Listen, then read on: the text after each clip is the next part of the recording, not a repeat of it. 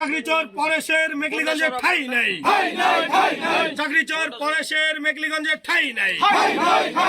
নমস্কার, এই মুহূর্তেই সবচেয়ে বড় খবর। ভোটের আগেই বিজেপি পার্টির বড়সড় সাফল্য।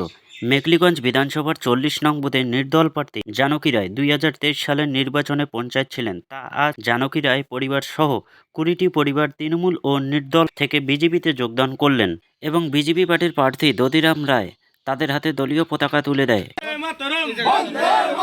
বিজেপি বিজেপি বিজেপি আসন্ন বিধানসভা নির্বাচনে দধিরাম রায়কে পদ্মফুল চিহ্নে। আসন্ন বিধানসভা নির্বাচনে দধিরাম রায়কে পদ্মফুল চিহ্নে। চাকরিচোর পরেশের মেঘলিগঞ্জে ঠাঁই নাই। চাকরিচোর পরেশের মেঘলিগঞ্জে ঠাঁই নাই। মহান দেশের মহান নেতা নরেন্দ্র মোদী নরেন্দ্র মোদীর চিন্তাধারা গ্রামে গঞ্জে ছড়িয়ে দিন। আসন্ন বিধানসভা নির্বাচনে ভারতীয় জনতা পার্টির মনোনীত প্রার্থী দধিরাম রায়কে পদ্মফুল চিহ্নে। বন্দে মাতরম।